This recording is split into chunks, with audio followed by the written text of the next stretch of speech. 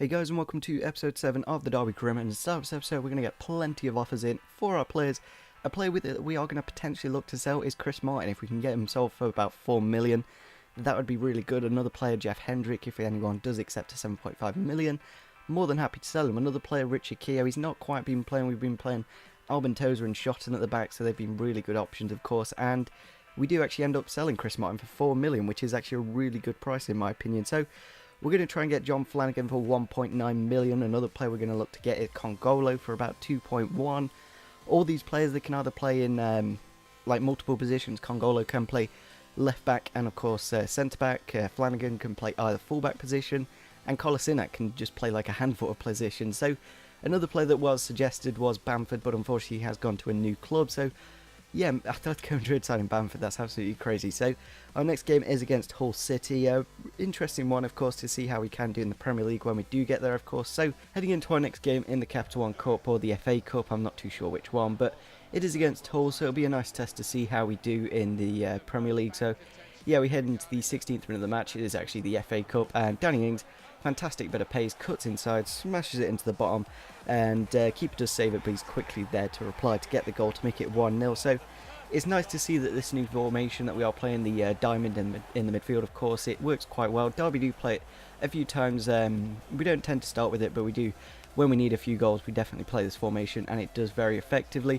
And we head into the 53rd minute of the match here. Darren Bent, nice cut inside, hits it in the post and makes it 2-0 in the game. A good lead for us, of course, with the last 35 minutes left of the game. I was pretty confident with the 2-0 lead, but we head into the 61st minute of the match here. We did make some substitutions, and I don't think the players that we did sub on weren't really out on the horses straight away, so it took him a bit of a while to get into the game, and Gaston Ramirez heads it down for Ndoye, who puts it into the back of the net to make it 2-1. So a little bit of a shame with like 30 minutes left of the game. Can we hold on against Hull? They do play like 5 at the back, so it'd be quite hard to break them down again, but at the same time the 5 at the back isn't that good because there are a lot of channels between the fullbacks and centre-backs. So we head into the 76th minute of the match here. Hull go on the attack again. Warnock getting the ball out wide to Christie. Christie lofts it up forward to Mason Bennett, who luckily gets with the bounce, and Dawson just doesn't quite get the ball, hits it into the back of the net, makes it 3-1. So it's a nice bit of finishing from Bennett. It's nice, this formation as well at the moment. Of course, we've got quite a few strikers, so maybe if we do sell a striker,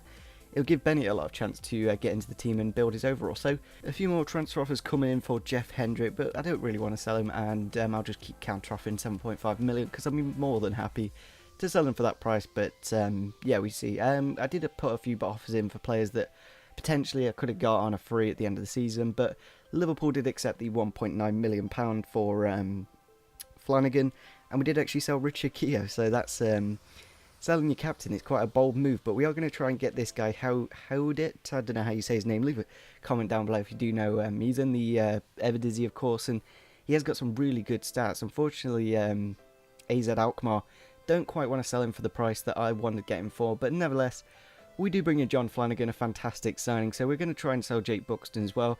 With that money, hopefully we can get Howdit, and yeah, he's a really good player. He's about 71 rated, and he goes up to about an 82, so yeah, 2 fantastic signings if we can bring them in. Of course, John Flanagan going into the first team lineup, 71 rated, has a potential of about 82 as well, so yeah, he'll be definitely our permanent left back for the next few seasons. Maybe we'll move him to right back as he is right footed, so yeah, we're just literally going to put every single penny we've got, and hopefully they do accept the offer, and they do actually accept it there, so that's actually quite nice. We get another offer in for Jeff Hendrick, and we're going to have to get that money from Jake Buxton selling. It is quite a big thing, like selling Jake Buxton and Keogh in the same window, but we are bringing in plenty of players, and I think we'll do to the end of the season. And yeah, I think we actually recall all the players that we do have on loan, so that's another thing we'll do later on in this episode. So yeah, just getting the deals done and everything, and heading into the last 5 hours of deadline day, and Howdit does accept his contract. So 3 and a bit million, I think that's a really good price for a 71 rated centre back who's only 20 years old,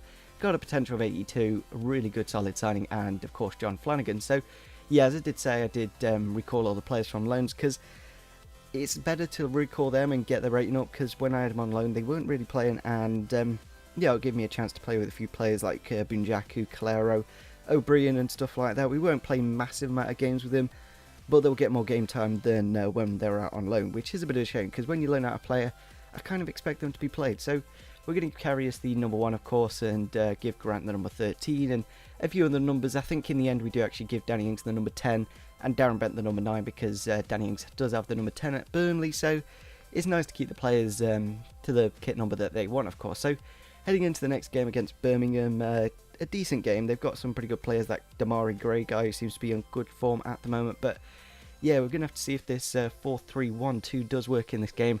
Going to be playing Ings and Bent up front, and we head into the game. And we head into the 79th minute of the match here, and we do get a corner. Roberts going into the box with a nice bit of skill, cuts past the player, but then he goes taken down. It was a bit of a dive in my opinion. If you watch that back, it wasn't exactly the most convincing of fouls on him. So we're going to give it to Johnny Russell as he did come off the bench. He's got 75 penalties, which is absolutely fantastic for a 71 rated player. So hopefully with like the last 10 minutes of the game, he can get us the good 3 points out of the game, put about 3 bars of power, put it to the left and make it 1-0. So a good goal for us, of course.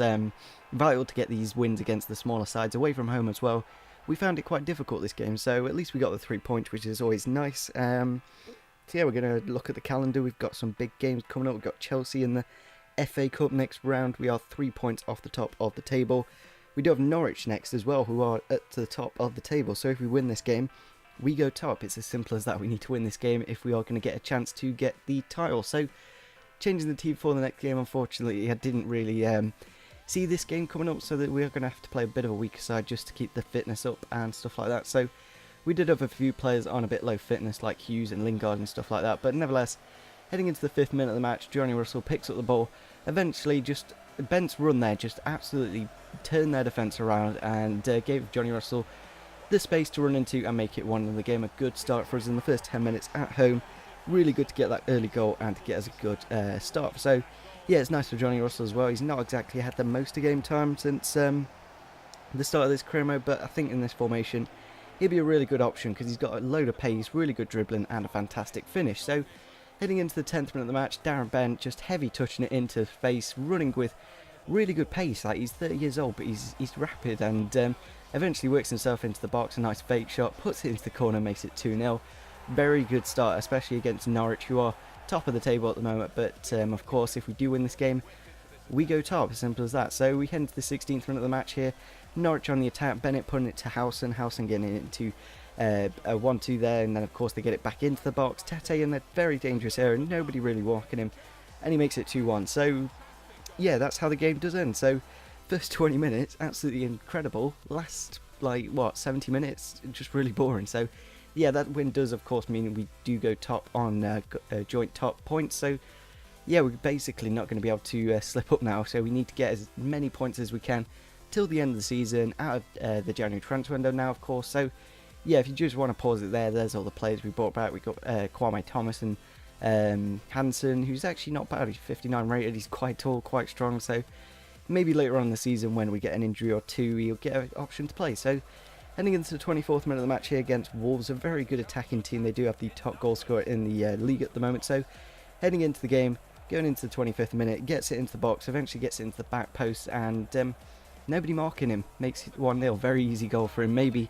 I think it was actually Sese Cambo in this game was playing at the right back position. So it does show how good Christie is. There doesn't seem to be that many goals when Christie is playing on that side of the pitch. So heading into the 80th minute of the match here, a really nice ball to Danny Ings, and he puts it into the back of the net. A really good finish, and I'm really glad since we signed him that he's definitely getting the goals. I've signed players in the past, haven't really performed, and Danny Ings has definitely done that job. And we get the ball here to Johnny Russell, does a nice bit of skill, gets into dangerous area, hits it in the near post, makes it 2-1 in the 90th minute. So taking all 3 points in the last minutes of the game, very vital, of course, keeping us at the top of the table.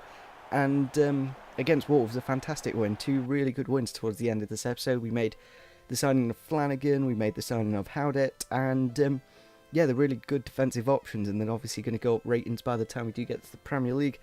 So yeah, if you did enjoy this episode, it'd be fantastic if we could get over 20 likes. Subscribe if you're on your channel, and see you soon. Bye.